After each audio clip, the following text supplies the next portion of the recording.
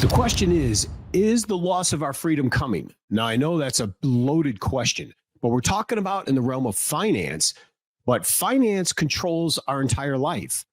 And so we're debating right now, are we going to lose our freedom when the central bank digital currency is enacted? Well, we have some good news and some bad news. Now, remember, Joe Biden signed an executive order to do the research and get implementation of the central bank digital currency, which is a cashless society. Donald Trump had made it clear that if he gets in that White House, he flat out will not allow this to happen. So we do have a very stark choice. So when people say, well, this is all big and this sounds scary, but what can we do? All I can tell you is right now we have two choices. We have one that is saying we are going to take away your freedom and go to a cashless society, and another that says they will not. I personally think cash is absolutely vital, and it's to the simplest terms. I would like to be able to give a $20 tip to someone. I would like to be able to give a $50 bill to someone on the street. Or I'd like to leave cash at a restaurant instead of them waiting a week to get their paycheck because they can go home with money. There are so many ways that cash is so vital. And I know there are the privacy hawks too. They just want to be able to do a transaction without anybody peering in. And it comes down to the control of what you can and cannot buy. They will be able to program this digital money to the point where, oh, I'm sorry, you've been in the coffee shop too many times this week. You're going to have to scale back. And if you don't think that's possible, ask again and look hard into this situation because it will. This will be 100% programmable money to your behavior, to your attitude, to your political belief. And it is just not American. Now, I'm on the more on the side of if we go digital currency, it won't be right away across the board. We lose cash. Everything is digital. They're talking about cash as, oh, it can be used for crime. Are you kidding me? Digital world is hackable. They even, I think it was 2 years ago, hacked the Federal Reserve and stole like $100 million. So there is no real direct security, even in the blockchain idea. I myself don't trust anything digital. I'd rather not be in the digital world here. I would rather be outside. I'd rather be having my freedom because a digital world, what happens when the power goes out? What happens when your Wi-Fi doesn't work? I mean, we can go on and on how dangerous a full digital currency is. I contend they'll probably slow walk it like they've done the destruction of our culture. Slow walk, meaning those on welfare, those receiving government payments. You will all have to go into the digital currency world, which it is now. I even received disability from military and it automatically deposits right into an account, right? It's digital. So there will be this digital aspect, but I believe it's going to go into those that actually rely on the government for money first, and then we will see. Personally, I don't see a full-blown cashless society, not yet. There's going to be something or going to have to be something really drastic to get people to go along with this, and I imagine that's coming. I talk about it often, and I know there is something in the works. It's going to be a new pandemic of some kind. I know they're talking about bird flu, but understand bird flu has 5 amino acids away from human beings. It is biologically impossible for bird flu to jump to humans. So how could it? Yeah, you guessed it. Biological warfare in the laboratory. Stop messing around, these scientists. They are evil to the core. But something is coming. I'm not sure what that is. Is it going to be an increase in war, kinetic? But something is going to have to force the world, if not the American citizens, to go full cashless. And then you have those that are in the big areas like money laundering, the government. How many of the 200 billion we're sending over to Ukraine they can't account for? How much of that gets laundered to cronies, comes back to politicians? Can you imagine if the government had to have a timestamp of every penny and every dollar, right? How much of the trillions we spend are off in nefarious areas of the alphabet soup divisions? So I don't really believe it's a full blown. I think it's going to be cherry picked, and they're going to try to take down the probably the most vulnerable first, and then they'll work their way.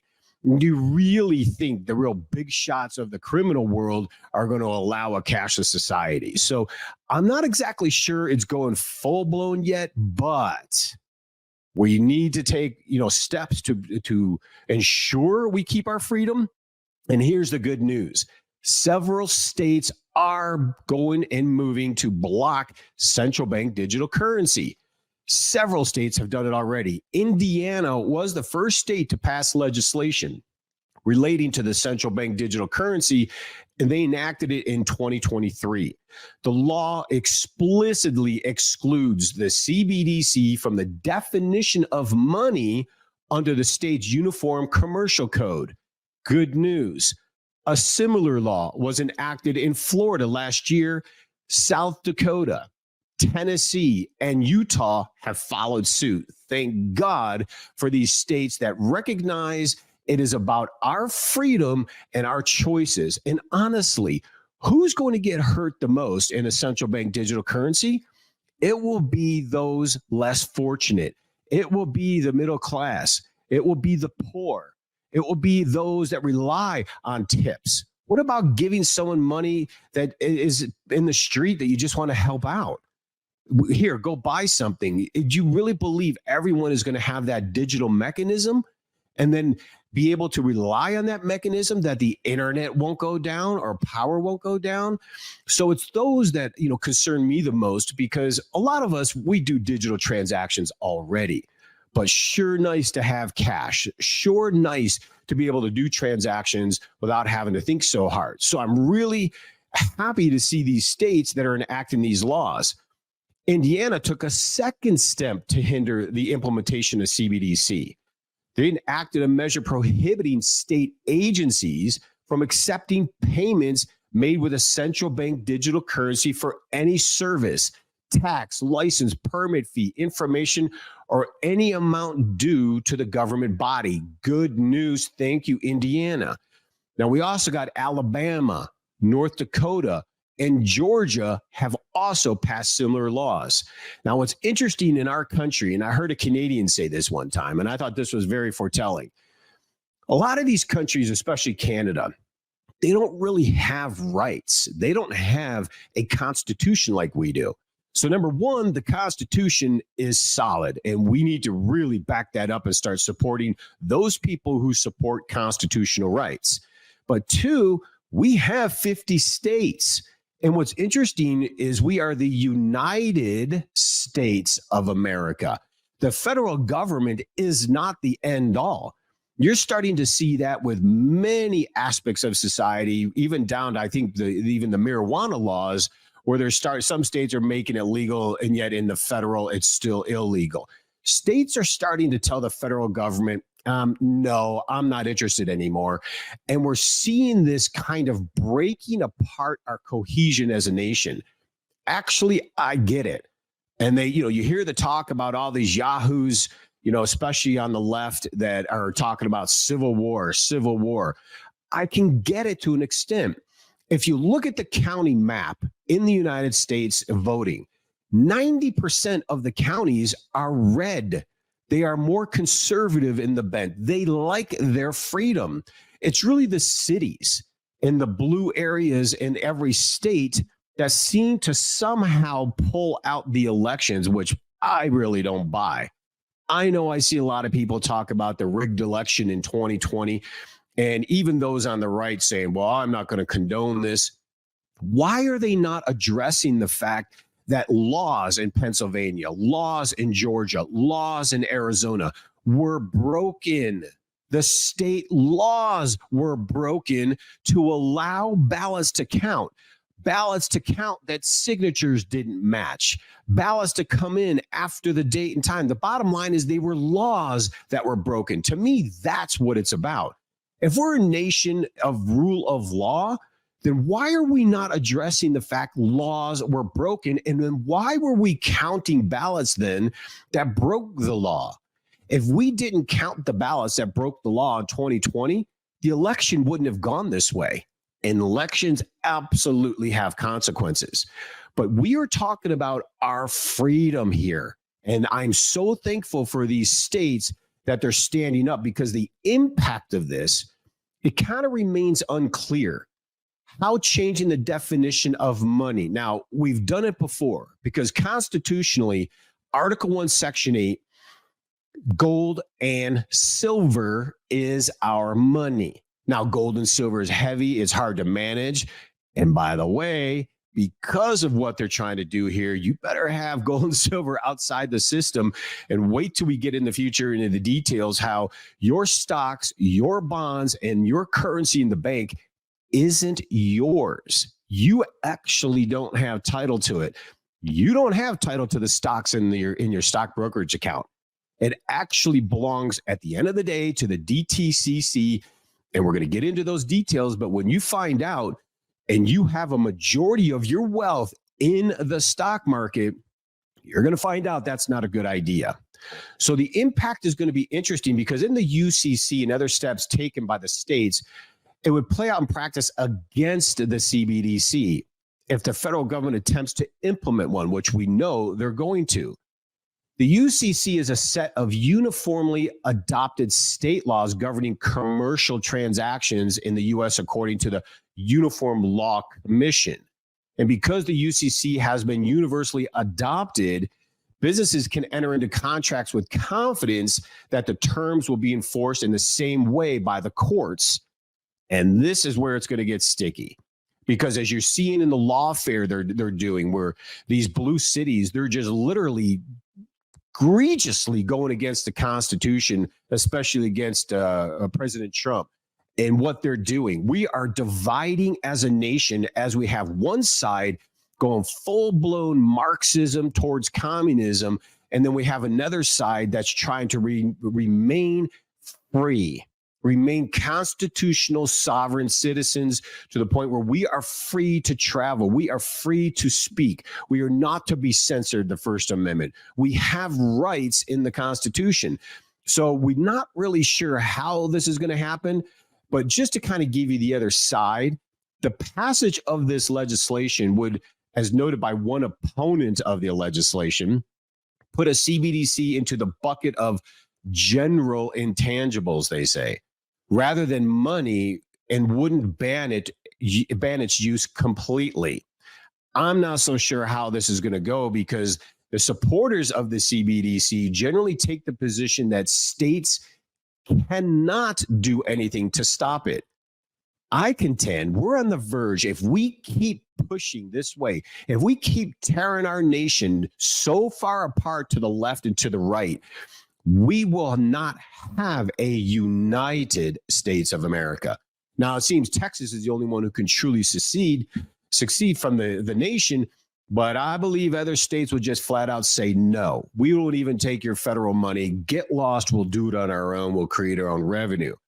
But if they put it into a bucket of just general intangibles, they're going to try to skirt this. But I believe this is a big battle. So I'm not totally on board that our freedom is lost yet. But we need to stay real tight on the subject, because warnings here on some states where California had voted yes. Now, California, they're already completely off the range. The laws they're mandating, what they do. I wouldn't get into the details of them. I'm sure most of you know. So what is a CBDC? Generally speaking, digital currencies are virtual banknotes or coins held in a digital wallet on a computer or smartphone.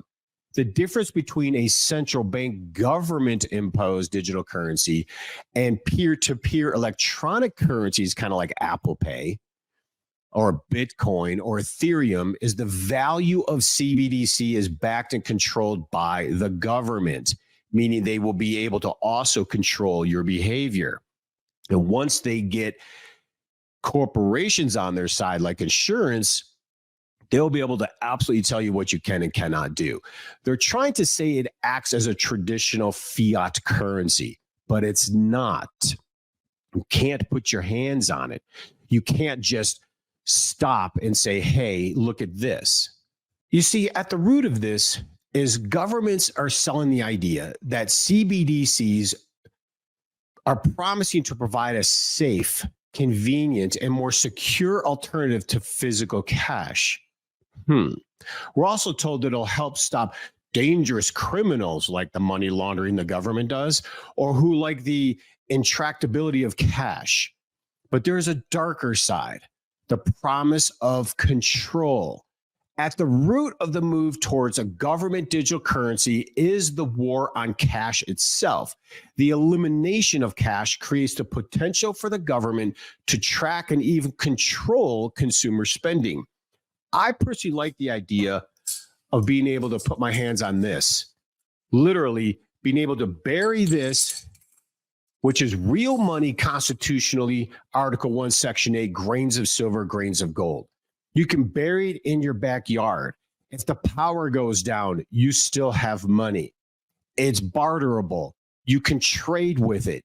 Who wants the loss of this freedom? Now, cash is very similar to that, as long as the dollar still has some value to it, which is dramatically losing its value. And wait until you see what's coming in the future. We are going to have an epic collapse of this dollar. And it's not from me. This is coming from the East, the BRICS, and 2/3 of the world who are tired of the United States hegemony. So we better get a grip, because the path to becoming a surveillance state regime will accelerate considerably if we, the people, allow central bank digital currencies. So the question is, do we want our freedom? Do we want to maintain the right to transact with one another without some spy? What we're learning is those in the government, those in academia, those in corporate America, now not all of them, of course, but those like even in the social media space, you'll get some totally left-wing nut job who says, well, you shouldn't say that. You shouldn't behave this way. Therefore, I'm going to ding you. So it comes down to, are we willing to give arbitrarily the power of some lunatic to take away our freedom? There's nothing more un-American than this. So if we want to maintain our freedom, number one, I'd be getting out of paper currencies in a lot of ways, and I'd be holding on to what is real money. Silver and gold. And if you haven't done so, I highly encourage you to call Cornerstone Asset Metals.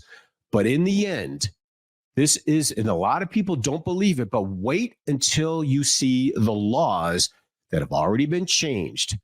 Because the currency in a bank, you're an unsecured creditor. Even your cryptos, you're an unsecured creditor. In the exchange, unless you have it outside in a cold wallet. Your stocks, you're an unsecured creditor. Your bonds, an unsecured creditor. Even annuities, if you're in an annuity, if that institution goes down, your annuity's gone. You're an unsecured creditor. The point is, it's paper, and we need to focus on maintaining our freedom to an extent, be properly diversified. If it's in a retirement account, put it in a private vault. If you have a lot of money, currency, and you want to protect it, but you don't want it at the home, there are private depositories all over the nation, fully insured, and it acts just like a bank where you have silver and gold there, and you can sell it at any time and convert it back to currency. If anything, be diversified outside the paper system. And when you see what's coming here shortly, and the information we're going to show on Rigged Against You, you're going to realize this is stacked. There are laws right now on the books. They've been doing over decades. Every state is involved. Our freedom is in jeopardy if the system goes down. The question is, do you believe the system could go down? Many don't. I contend it's normalcy bias. Intelligent people in denial because they haven't seen it or been a part of it. I heard someone say, great, I would love to give them the kudo for it. but this is a great statement. Explaining this subject matter is like running into a building that is on fire. And then you grab someone to save them and bring them out to safety, and they punch you in the face, even though they see the flames around them. That's what's going on right now in America, in the denial that we can actually fall this way. I mean, to fall this hard. I don't think many are really paying attention at the aggressive behavior of the BRICS and who's controlling international trade, and the BRICS that are using money with what? Backing it up? Hard, tangible assets. Gold, silver, natural gas, oil, rare earth minerals. Without rare earth minerals, nothing we're doing right now would even function or work. China controls a big portion of that, almost 90%, especially in the processing. So we need to be very diligent in what can we do at this point in history anyway, whether we like the guy or not. We better get Donald Trump in there, because all I know is he flat out said a CBDC is absolutely not going to happen, and we the people will maintain our freedom. And right now, I don't care left wing, right wing, independent, because I am a staunch independent. I don't personally like anybody, but I can tell you right at this moment in history, if we do not protect our right to be free and to transact and to speak and to have debate, as the Constitution gave us the right to do, if we do not do that now, if we don't stand up now, this nation is gone. And once it is gone, you just have to look at Cuba. How many decades have they lost their freedom? Because once they take it all away, once they take the guns, once they tell you what you can and cannot do, you will never get it back. So until next time, God bless you.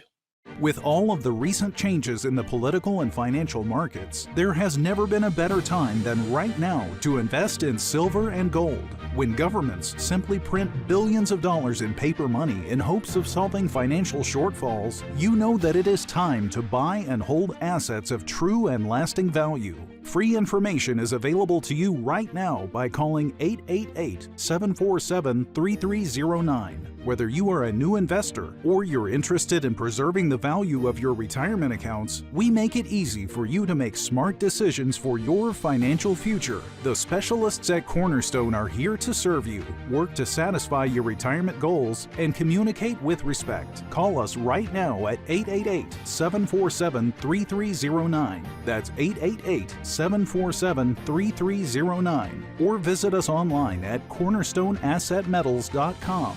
That's cornerstoneassetmetals.com.